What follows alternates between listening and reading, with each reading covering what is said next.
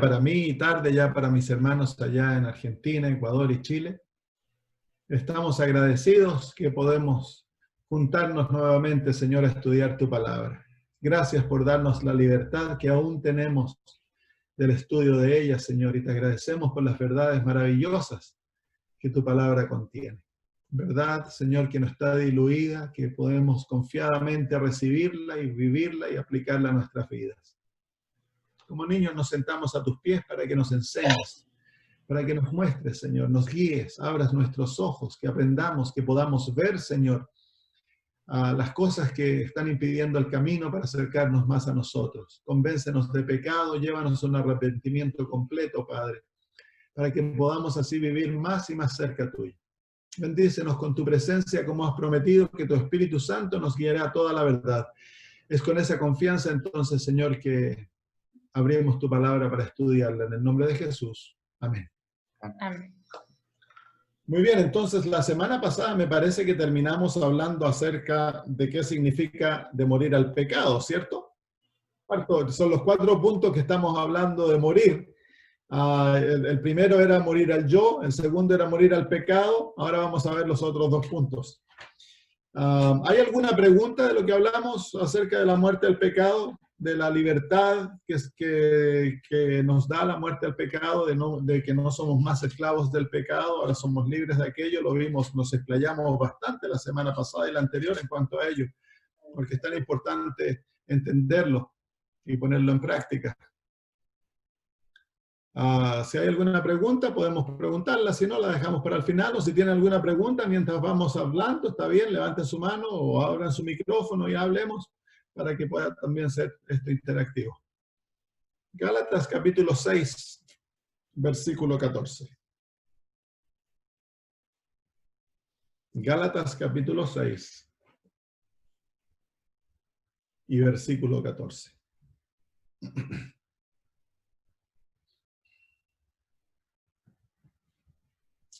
Dice, pero lejos esté de mí gloriarme, sino en la cruz de nuestro Señor Jesucristo, por quien el mundo me es crucificado a mí y yo al mundo. Entonces aquí tenemos la tercera área a la cual nosotros morimos cuando entramos en la experiencia de morir en Cristo, que es morir al mundo. Los principios que rigen al mundo y los principios que rigen el gobierno de Dios son totalmente opuestos. No hay unidad entre aquellos 2 principios. Tristemente, dentro de la iglesia hay muchos que quieren danzar un baile que les permita tener un pie en el mundo y un pie en la iglesia. Pero eso no puede ser, hermanos. El apóstol Santiago nos dice que aquel que se hace amigo del mundo se enemista con Dios.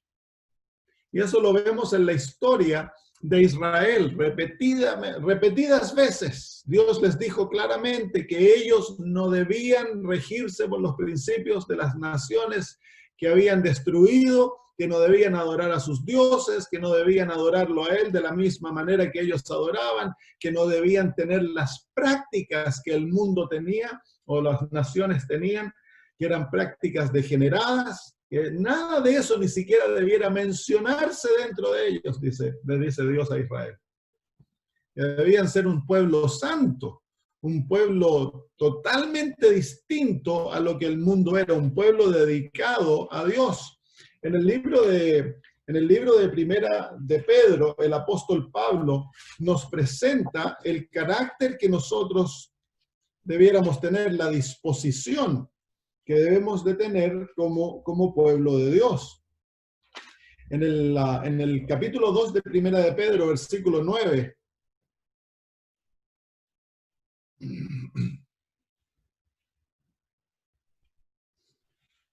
capítulo 2, versículo 9, el apóstol dice, mas vosotros sois linaje escogido, real sacerdocio, nación santa, pueblo adquirido por Dios, para que anunciéis las virtudes de aquel que os llamó de las tinieblas a su luz admirable. Entonces, ahora hemos pasado de tinieblas a luz, de muerte a vida. Hemos pasado del reino del enemigo al reino de Dios. Ya no somos hijos de Satanás, ahora somos hijos de Dios. Y Dios desea de que nuestra vida manifieste aquello. Dios desea que su pueblo tenga una vida santa, una vida dedicada a Él, una vida que muestra que le pertenecemos a Dios, que hemos sido lavados por de nuestros pecados, que somos distintos, no tan solo por ser distintos, sino que porque en nosotros mora un principio de vida que es totalmente distinto al principio que mora en el corazón de los seres humanos que no conocen a Cristo. Nosotros ya no somos rebeldes. Ahora estamos sumisos a la voluntad de Dios.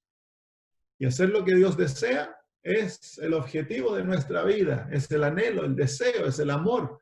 ¿Cómo amo tu ley? Dice el salmista. Eso debiera ser el canto de nuestro corazón. Así que al morir al mundo, aquí estamos muriendo. Estamos muriendo a los principios que rigen el mundo, que son los principios de vida. ¿Para qué vive el mundo? El mundo vive para la complacencia propia. El mundo vive para hoy. Es todo lo que tienen. Viven para mostrar lo que poseen, lo que son, para el orgullo.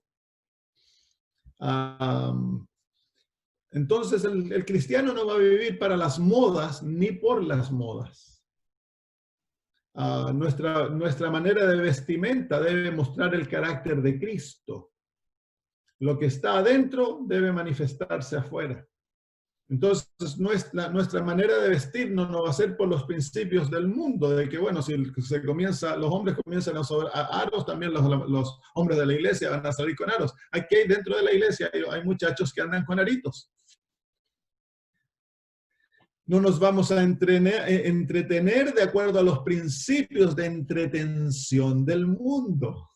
Y aquí es difícil, hermanos, porque muchos de los deportes, el principio que rige los deportes van totalmente en contra del carácter cristiano.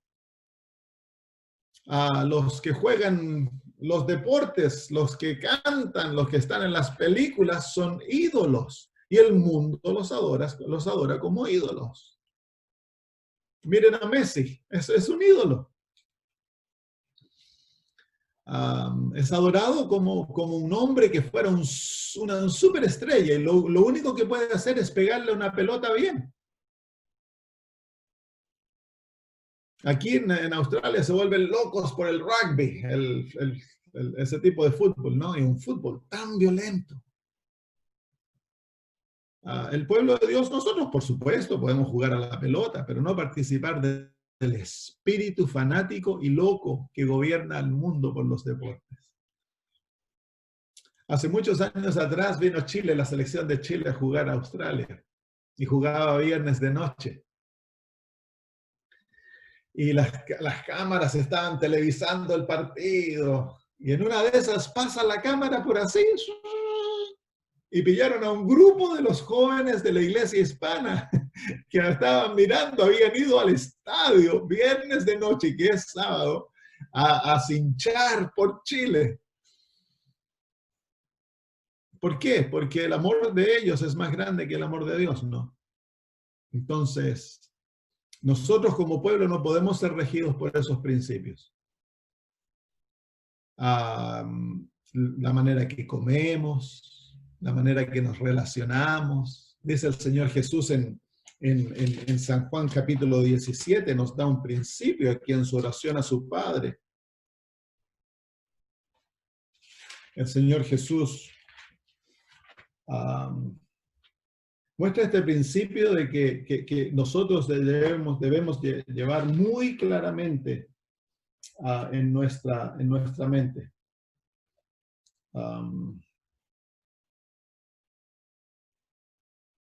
Déjenme buscarlo en mi Biblia. versículo 15 y 16, capítulo 17, versículo 15 y 16, dice: yo no ruego que los quites del mundo, sino que los guardes del mal. No son del mundo, como tampoco yo soy del mundo. Así que estamos en el mundo, pero no somos del mundo. Así como Jesús no era de este mundo, no pertenecía a los principios, no era gobernado por el poder del enemigo, nosotros tampoco debemos someternos a los principios que gobiernan el mundo.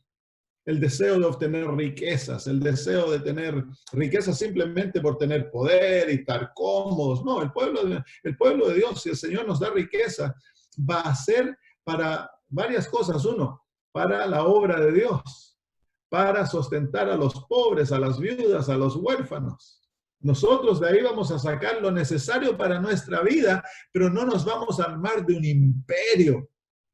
Tristemente, yo muchas veces veo a los hermanos que tienen buena situación, manejando, conduciendo autos caros, no tienen una casa, tienen casa en la playa y luego tienen casas de arriendo y tienen aquí y tienen allá y arman un imperio. Dios no desea que su pueblo tenga eso. ¿Cuál es el propósito de armar, hermanos, a tener dinero en el banco y tener casas y tener esto cuando hay millones de seres humanos que están perdidos y no conocen a Jesús? Y hay millones de millones que se están muriendo de hambre. El Señor no nos da para que nosotros acaparemos, el Señor nos da para que nosotros demos. Hemos de vivir por el principio que rige todo el universo, el principio de dad y se os dará.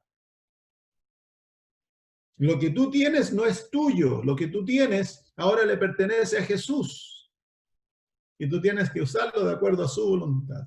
Tengas mucho o tengas poquito.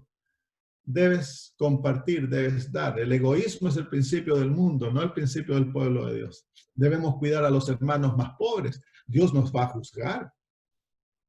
Parte del juicio va a ver cómo hemos cuidado al débil, al pobre.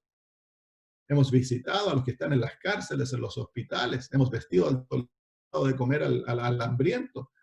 Hemos estado con las viudas, con los huérfanos. Esa es la religión pura, dice el apóstol Pablo.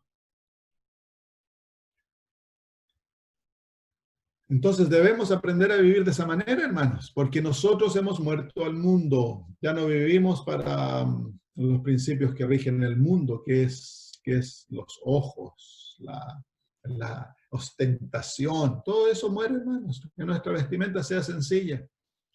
No es necesario tener 20 pares de zapatos y cuando 2 o 3 pares de zapatos es suficiente. No es necesario tener 30 cambios de vestidos y con 2 o 3, 4, aquí hay ya 5. Ya está suficiente. ¿Y cuánta ropa se puede usar en un día? Debemos aprender a ser sencillos, sacrificarnos a nosotros por el bien de otros. ¿Saben ustedes que si todo adventista viviera de esta manera ya estaríamos en el cielo? Habría suficiente dinero para acabar la obra. Si el pueblo adventista en sí, donde estamos, somos un pueblo más próspero que aquellos que están alrededor nuestro en forma general. Porque Dios nos bendice al guardar el sábado, pagar los diezmos. El Señor bendice. Y el Señor nos da en abundancia. Entonces la abundancia debe ser pasada para los demás. Y nosotros aprender a vivir en forma sencilla. En forma, lo que es necesario. No es necesario pasar hambre ni estar desnudos, pero es lo que es necesario para la vida. Entonces eso significa, ¿hay alguna pregunta en cuanto a este punto, hermanos? El morir al mundo. También dentro de la iglesia se produce la misma mentalidad. Hay teólogos de renombre, pastores de renombre que la gente sigue y son famosos y la gente se mueren por ellos. O cantantes. Tenemos estrellas dentro de la iglesia, grupos famosos y cantantes y ellos quieren ser famosos. Y ahora cuando vienen a la iglesia se les aplaude y algunos hasta silban y hacen como que estuvieran en un concierto. Entonces, dentro de la iglesia, lo único que se debe exaltar es a Cristo Jesús. Y en cuanto a hombres, somos todos iguales, ya seas pastor, seas dirigente de la asociación, de la división. No hay diferencia, somos todos hermanos, somos todos iguales. Que el Señor te dé una posición de liderazgo es una posición de ser siervo, no una posición de poder. Pero dentro de la iglesia eso también se ha cambiado. Ahora nuestros líderes creen que ellos son los dueños de la iglesia y que tienen poder para que la iglesia debe hacer lo que ellos dicen. Y si no se hace, los presidentes de la asociación y de la unión se enojan y cierran iglesias y todo. Pero es que esa no es la manera de regir al pueblo de Dios. Los líderes son siervos. Y el que tiene el poder dentro del pueblo de Dios no es una persona, es el pueblo, es la iglesia. Por eso en la iglesia adventista tenemos la asamblea, la junta de asamblea, donde la iglesia hace las decisiones, la iglesia escoge los líderes y les da dirección y poder para actuar, pero ellos están actuando en representación nuestra. Ellos actúan de acuerdo al poder que la iglesia les otorga. Por eso el pastor no es el dueño. En la iglesia adventista el pastor no es dueño ni jefe de la iglesia, él es un siervo. En la iglesia pentecostal el pastor es dueño y tiene todo el poder para hacer y deshacer. No en la iglesia adventista. Pero tristemente esos principios se están cambiando a medida que vamos copiando el sistema del mundo y la mentalidad mundana se va tomando control de nuestra mente, las modas del mundo van entrando, las maneras de regir la iglesia van entrando, la manera de entretenerse, la manera de relacionarse con aquellos que predican y cantan. Creemos que son estrellas. Cuando el pastor Doug Batchelor va a algunas partes, la gente como que ahora yo no he sido una estrella. No son pastores, hermanos, son tan seres humanos como nosotros. Entonces, sí, eso es uno de los asuntos que no debemos hacer. Hemos muerto al mundo, esa es la mentalidad del mundo, no es la mentalidad de la iglesia. La iglesia se busca elevar y alabar a Jesús. Él es el que lleva toda la alabanza. Él es la única estrella dentro del pueblo de Dios. Amén. Muy bien, vamos al último punto de muerte que se encuentra en Romanos. Romanos capítulo 7.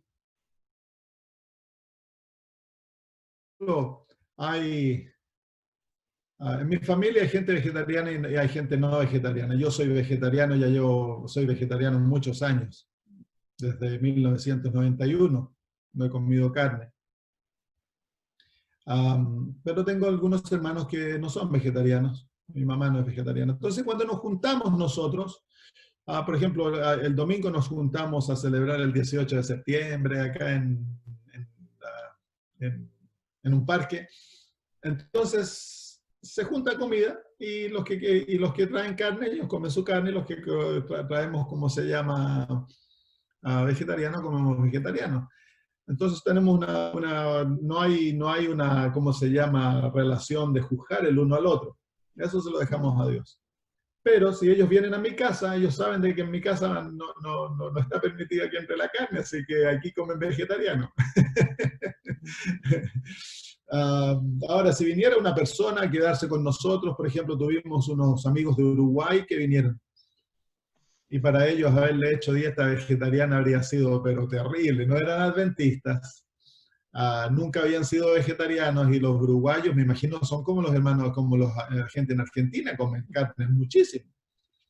Entonces nosotros les permitimos a ellos cocinarse su carne. Nosotros no sabemos cocinar carne, porque nunca hemos cocinado carne como pareja.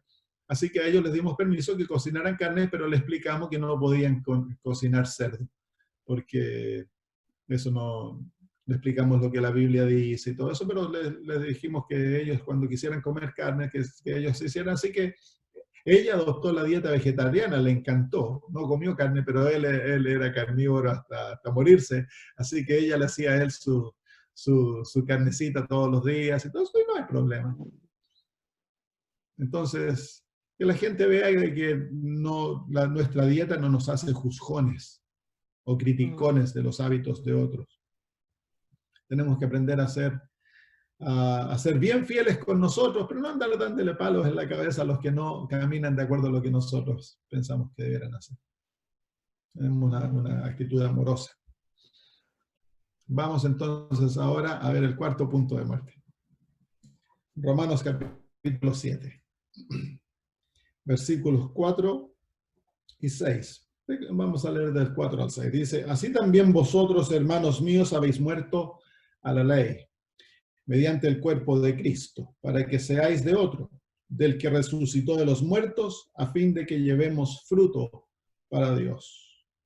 Porque mientras estábamos en la carne, las pasiones pecaminosas que eran por la ley, obraban en nuestros miembros llevando fruto para muerte. Pero ahora estamos libres de la ley, por haber muerto para aquella en que estábamos sujetos. De modo que sirvamos bajo el régimen nuevo del Espíritu y no bajo el régimen viejo de la letra. Gálatas capítulo 2, versículo 19 nos dice lo mismo. Gálatas capítulo 2, versículo 19. Dice, porque yo por la ley soy muerto para la ley, a fin de vivir para Dios. En Romanos capítulo 7, dice que hemos muerto a la ley y ahora estamos unidos y vamos a vivir para Cristo. En Gálatas 2:19 dice que hemos muerto a la ley y vamos a vivir para Dios. Entonces, ¿cuál es la cuarta área de la muerte? Hemos muerto a la ley. ¿Qué quiere decir eso? Tiene dos aspectos que son muy importantes. Pregunta, el señor González, el muertito, ¿se acuerdan que lo hemos estado usando como ejemplo? El señor González, ¿puede él obedecer la ley? ¿Por qué no?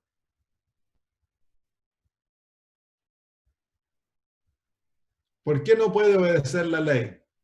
Primero, porque es en contra de la carne, o sea, por él mismo no puede obedecer la ley y... Porque está muerto. Está muerto. Está muerto, pues sí, esa es la respuesta, él está muerto. Él murió a la ley. Él murió a la ley y él no puede obedecer la ley por más que se le enseñe. Saben ustedes que ustedes a ese muertito lo pueden sentar por meses y darle lecciones de cómo obedecer la ley, enseñarle a ser obediente, pero él no puede obedecer la ley. ¿Por qué? Porque está muerto, pues se murió, ya no puede obedecer la ley. Entonces cuando nosotros morimos, hemos muerto a la ley, ya no nos vamos a relacionar más con la ley en la carne. Dejamos de tratar de obedecer la ley por nuestros esfuerzos. Tristemente, desde que yo crecí, se me enseñaba de que debía ser obediente. Y venían pastores y nos instaban a la obediencia. Y se nos mostraba lo malo y se nos enseñaba que era lo bueno. Pero es que en mí no hay poder para hacer eso. Yo no tengo el poder, porque si no estoy en Cristo, mi corazón es rebelde. Y mi corazón no puede obedecer. ¿Se acuerdan que leímos en Romanos 8? Que dice que, mire, vengan, Romanos 8, versículo 7 y versículo 8. Por cuanto los designios de la carne nos son enemistad contra Dios, porque no se sujetan a la ley de Dios, ni tampoco puede. Y los que viven según la carne no pueden agradar a Dios. Así que yo puedo estar en la iglesia, pero si no he sido convertido, yo no puedo obedecer la ley. No importa cuánto se le diga, lo único que yo puedo hacer es obedecer la letra de la ley. Tener una apariencia de obediencia. ¿Cometí adulterio hoy? No, no cometí adulterio. Pero ¿cuántas niñas le codicié las piernas? Pero bueno, la ley no violé la ley, pero en el principio, en el espíritu de la ley yo la violé. Por eso Jesús dice de que el que mira a una niña para codiciarla ha cometido adulterio. Ese es el espíritu de la ley. El espíritu de la ley va más allá de la letra, es mucho más profundo de la letra. No codiciarás. Eso nos muestra que el pecado comienza en la mente y que está basado más allá de la letra. Nuestras intenciones, nuestros deseos, nuestros motivos están envueltos en la ley. No debemos odiar, dice el Señor Jesús, no matarás. Esa es la letra de la ley. Pero el Señor Jesús dice de que si tenemos una relación rota o llamamos a alguien, lo llamamos un sobrenombre, lo tratamos mal con nuestras palabras, ya nos hacemos culpables del sexto mandamiento. Ese es el espíritu de la ley, no es la letra. Entonces el fariseo, él va donde Dios y él cree de que es obediente a la ley. ¿Por qué? Porque él paga el diezmo, guarda el sábado y hace todas esas cosas. Y él se mira y dice, de acuerdo a la letra, yo soy perfecto. El apóstol Pablo dice que él era fariseo y que de acuerdo a la ley, intachable, de acuerdo a la letra. Pero ¿qué pasa cuando se revela el espíritu de la ley? La hemos violado muchísimas veces. Entonces ahora dejamos de relacionarnos con la ley de acuerdo a la carne. Yo nunca más voy a tratar de obedecer la ley por mí. He muerto, yo no puedo. Así que tú no tienes que obedecer la ley. Esto parece herejía para un adventista. Cuando yo donde digo esto, los adventistas abren los ojos. Pero pastor, ¿cómo no tenemos que obedecer la ley? No, si estás muerto, tú no tienes que obedecer la ley. ¿Quiere decir entonces que yo puedo ser desobediente? No te estoy diciendo eso. Lo que yo te estoy diciendo es que tú vas a cesar de tratar de ganarte la salvación, de agradar a Dios, de sentirte bueno a través de la obediencia de la ley. Para eso se detiene. Nunca más ahora tú vas a regir tu cristianismo a través de tus obras. De ahora en adelante vas a servir a través del Espíritu. Mire lo que dice el apóstol Pablo en el capítulo 7, el versículo 6, dice, pero ahora estamos libres de la ley. Esa libertad es en dos cosas, es la libertad del legalismo y es la libertad de la condenación de la ley. Capítulo 8, versículo 1 dice, ahora pues ninguna condenación hay para aquellos que están en Cristo Jesús, que no caminan de acuerdo a la carne, sino conforme al Espíritu. Entonces, cuando estamos en Cristo Jesús, la ley ya no te condena. Ya no hay condenación, estás libre de la condenación y estás libre del espíritu del legalismo. Hermano, déjeme decirle, muchos adventistas creen que son obedientes a la ley cuando en realidad su obediencia no es nada más que desobediencia, es rebelión. Porque no es Cristo el que lo está haciendo, son ellos que están tratando de hacerlo. Y en esa obediencia no hay verdadera obediencia porque el corazón es desleal. Entonces luego dice el versículo 6, pero ahora estamos libres de la ley por haber muerto para aquella que estábamos sujetos. Estábamos sujetos a la ley porque la ley nos condenaba. Y más aún, la ley exacerbaba el pecado en nuestra vida. La ley hace eso. Cuando a ti alguien te dice, no hagas eso, tu naturaleza inmediatamente va a querer hacer eso. Entonces la ley, el propósito de la ley es exacerbar el pecado. Cuando tú estás en el pecado, la ley exacerba el pecado para que tú te des cuenta cuán pecaminoso eres y cuán condenado estás. Entonces hay algo bien, y de esto hemos hablado, ya ¿te acuerdan cuando hablamos del engaño más grande?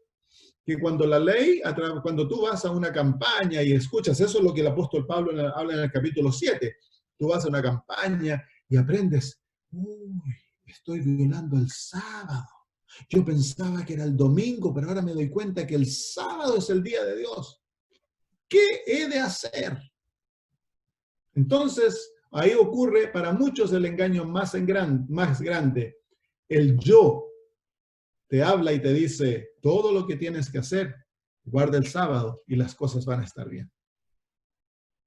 Entonces la gente dice, ok, entonces dejan de ir a la iglesia el domingo y comienzan a ir a la iglesia el sábado. Muy bien.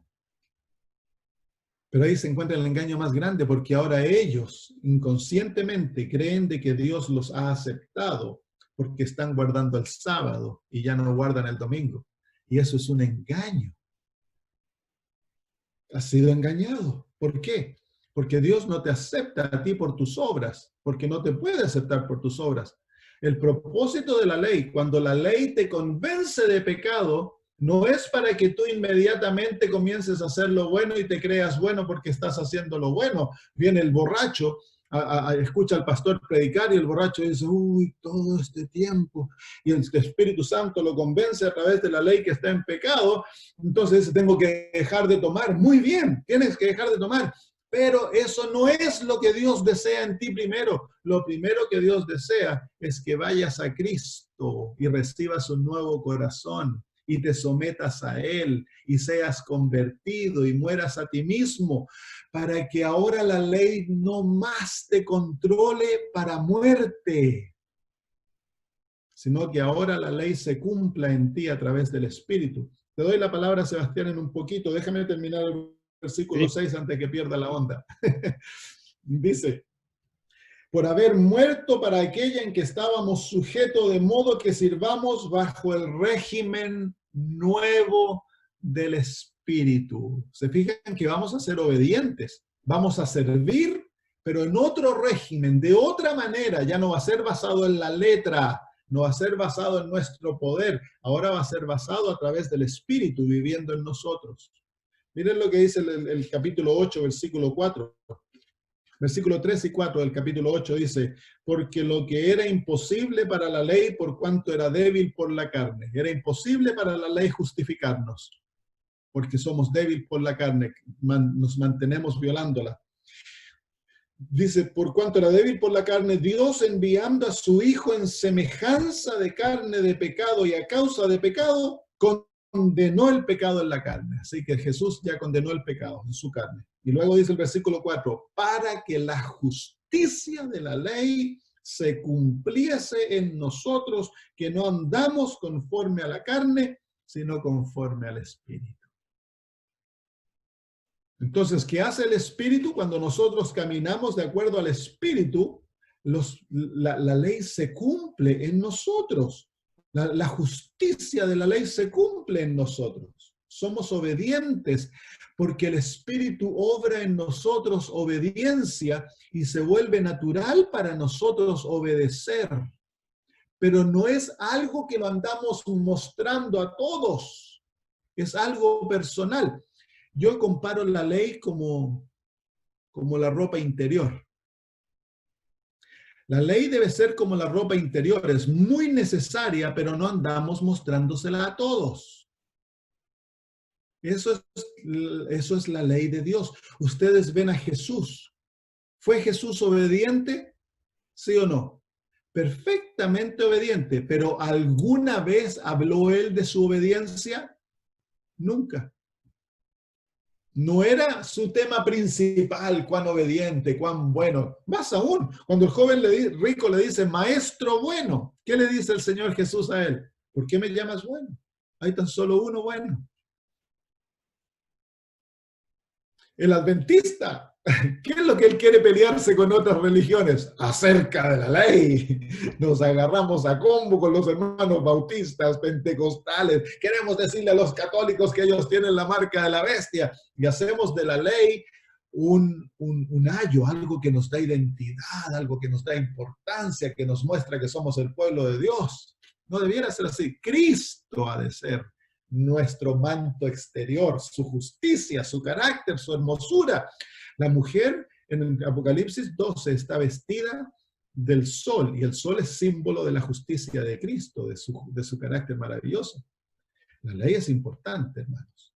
Tú no puedes ser salvo siendo obediente, pero tú no puedes obedecer esa ley por ti mismo. Es Cristo en ti, viviendo a través del Espíritu, que ha de crear una obediencia natural basada en el amor.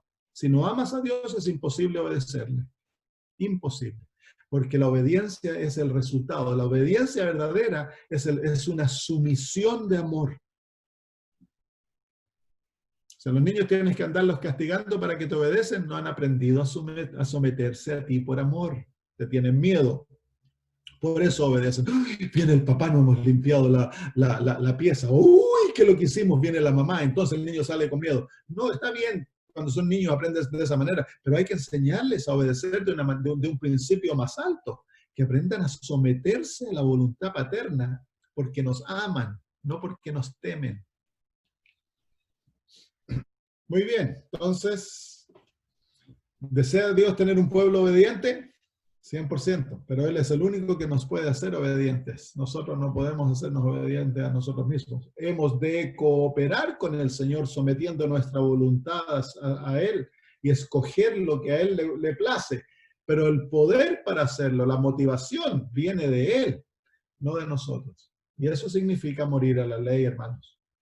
No nos vamos a relacionar con la ley como muchos se relacionan, simplemente una ley escrita en piedras. Ahora la ley va a estar escrita en nuestra mente y en nuestro corazón por el Espíritu Santo. Y dice el apóstol Pablo en Hebreos que nadie nos va a tener que enseñar y decir, haz esto, hazlo, porque el Espíritu Santo nos enseñará. Entonces, eso es la experiencia que el Señor desea que tengamos en el nuevo nacimiento. ¿Hay alguna pregunta en cuanto a esto? Es decir, tú te fijas, claro, no es la ley que murió, somos nosotros que morimos. Claro. Dice claramente que hemos muerto a la ley. La ley no muere, la ley sigue rigiendo. El apóstol Pablo dice que vamos a violar la ley porque tenemos fe. Dice, de ninguna manera. La ley es inamovible. Somos nosotros los que morimos porque no podemos guardarla. Entonces morimos a la ley para que deje de condenarnos y luego a través del Espíritu en Cristo podamos ser perfectamente obedientes a aquella ley. Muy bien, abramos entonces ahora el pacto, si lo tienen, voy a compartir mi pantalla para que lo vean y vamos a revisar el pacto. ¿Lo ven? Muy bien, vamos a ir a la parte de atrás primero, a la parte que dice 6 pasos para morir y nacer de nuevo. ¿Por qué yo hago un pacto? Cuando yo fui convertido, el Señor me guió a través de esta experiencia y puso en mi mente hacer un pacto. Yo escribí el pacto y luego lo firmé.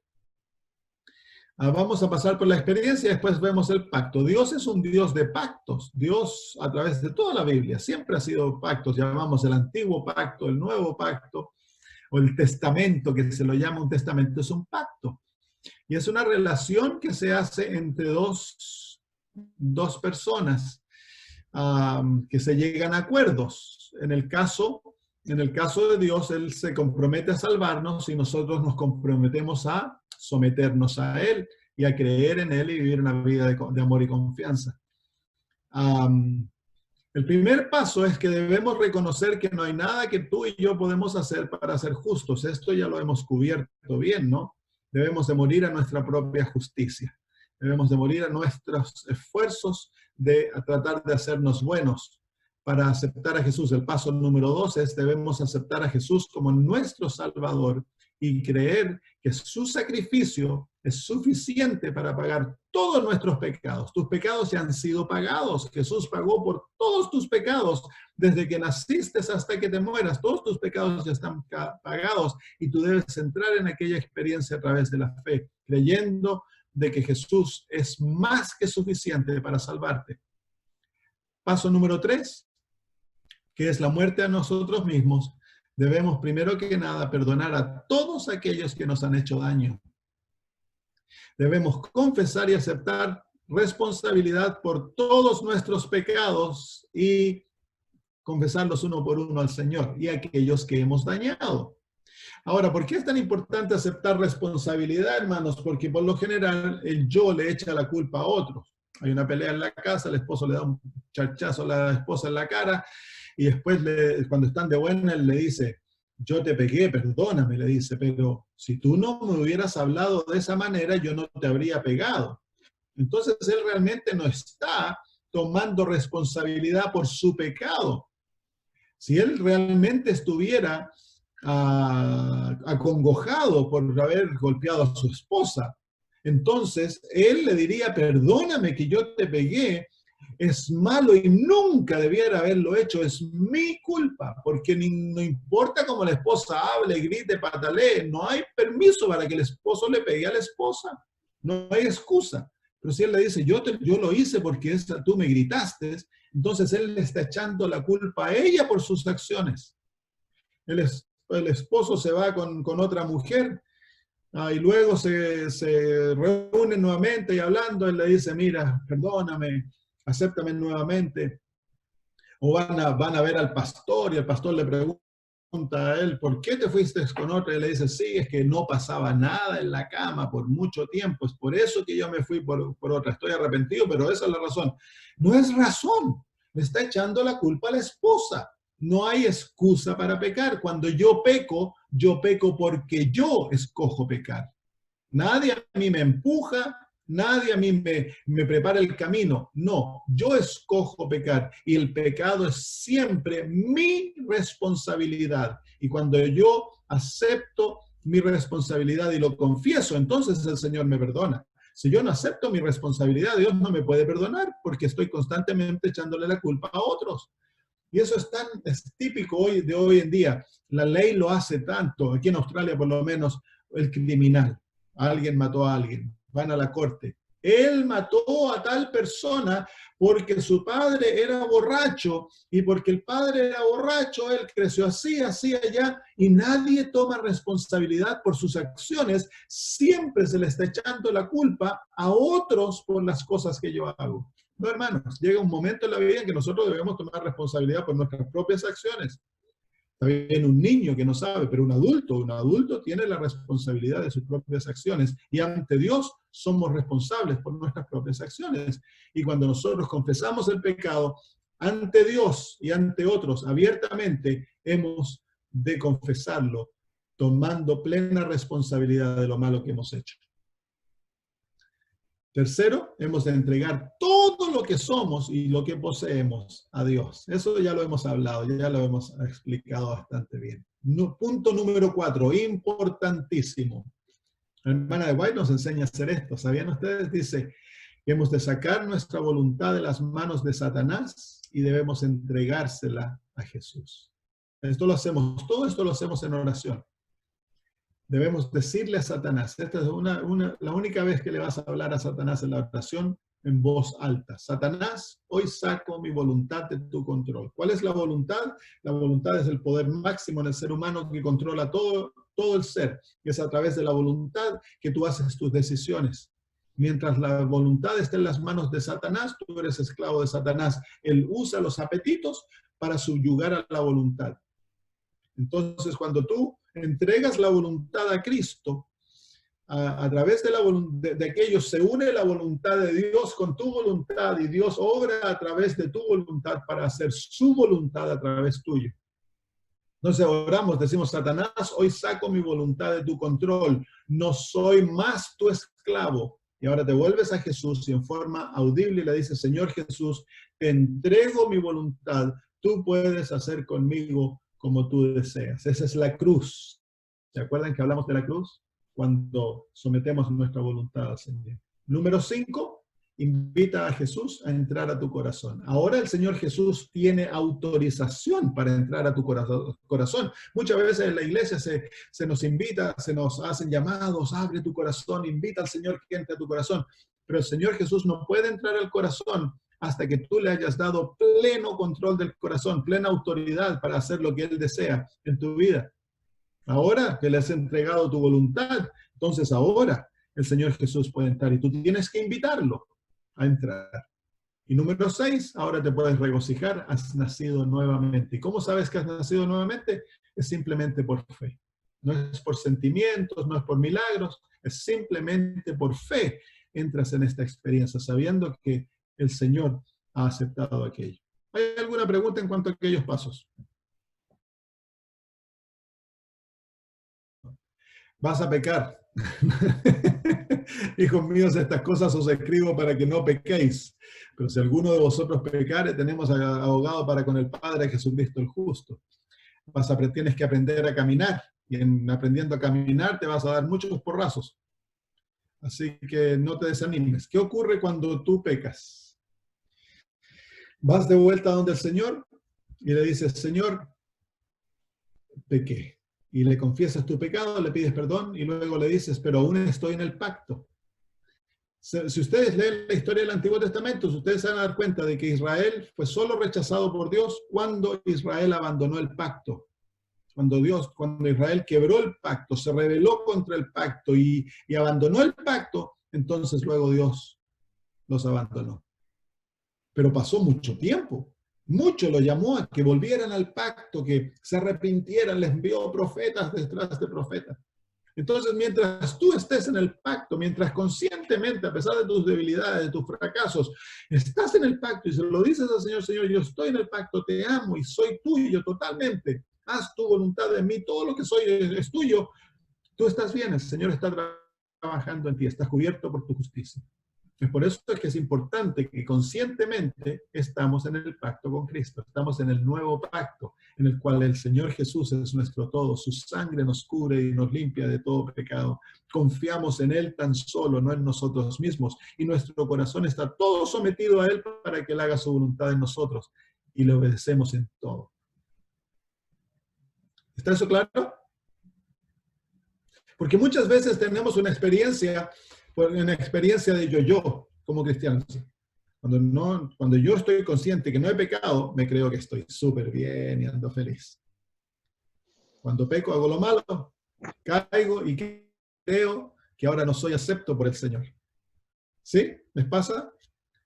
Entonces luego pasan algunos días, nos sentimos mal, dejamos de orar, como que nos castigamos espiritualmente, y luego ya cuando nos sentimos mejor, vamos donde el Señor, le pedimos perdón, y ahora sí que estoy bien, ahora estoy bien cerca del Señor.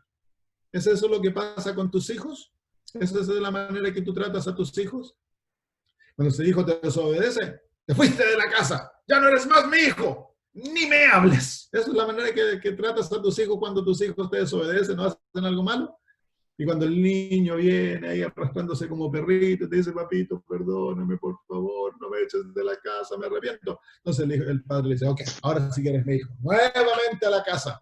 Y en la tarde el niño comete otro error, ¡fuera de la casa! Esa es la manera que tratamos a nuestros hijos. No, no tratamos a nuestros hijos de esa manera. ¿Por qué creemos que Dios nos trata de esa manera cuando cometemos errores y pecados? Solamente, yo echaría un hijo de la casa solamente cuando la rebelión es totalmente abierta y desafiante. ¿Cierto? Cuando hay una rebelión abierta y desafiante que pone en peligro a los otros miembros de la familia, entonces los padres tienen que tomar el paso de pedirle a un hijo que se vaya de la casa. Ocurre lo mismo con Dios. Cuando tú estás con Cristo, cuando caminas con Cristo, cuando estás aprendiendo a vivir con Cristo y cometes errores, el Señor no te rechaza. Mira la experiencia de Abraham. Dejó Dios de ser el Dios de Abraham porque Abraham mintió y se metió con otra mujer y se volvió el primer polígamo. ¿Rechazó Dios a Abraham? ¿Rechazó Dios a David cuando David cometió adulterio y mató a un hombre? ¿Lo rechazó? No, si ahora David, cuando el profeta vino y lo confrontó con su pecado, David se hubiese rebelado y hubiera matado al profeta, entonces ahí su relación con Dios se habría quebrado. ¿Entienden lo que les digo, no? Entonces tú no vas en tu relación con Cristo así, que cerca, que lejos, que cerca, que lejos, que cerca, que lejos. No. Dios te considera su hijo y estás en su hogar y en su familia y estás creciendo en su hogar para llegar a ser un hijo maduro a través de todo lo que te pasa en la vida. Si te permaneces en el hogar del Padre, estás asegurado que vas a llegar a ser como Jesús. ¿Está eso claro? ¿Amén? Muy bien. Pastor, vamos a ver entonces ahora la otra página, mi pacto. Y en el pacto dice así: querido Jesús, hoy pones tu fecha cuando la firmes. Yo pones tu nombre, porque esto es un contrato legal. Te recibo como mi Salvador.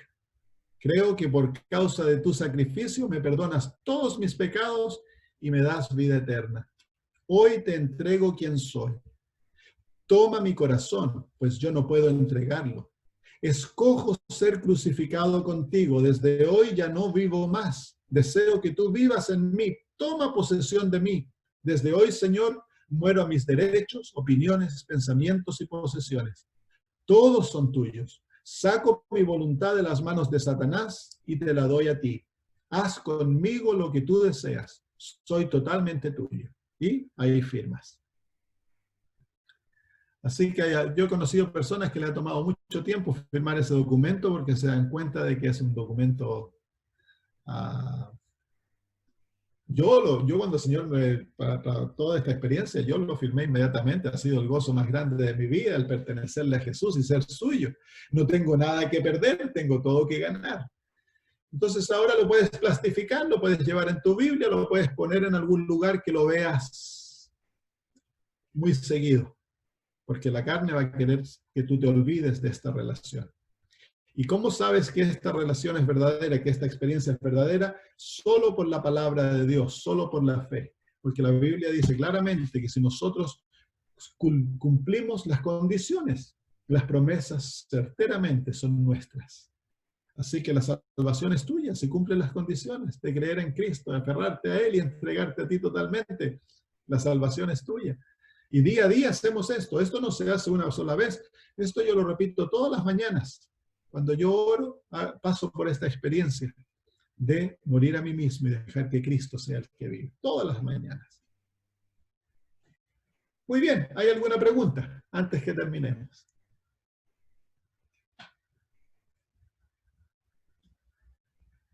¿Quedó claro? ¿Sí? ¿Tienen miedo de firmarlo o lo van a firmar pronto? Es un tremendo pacto. Amén.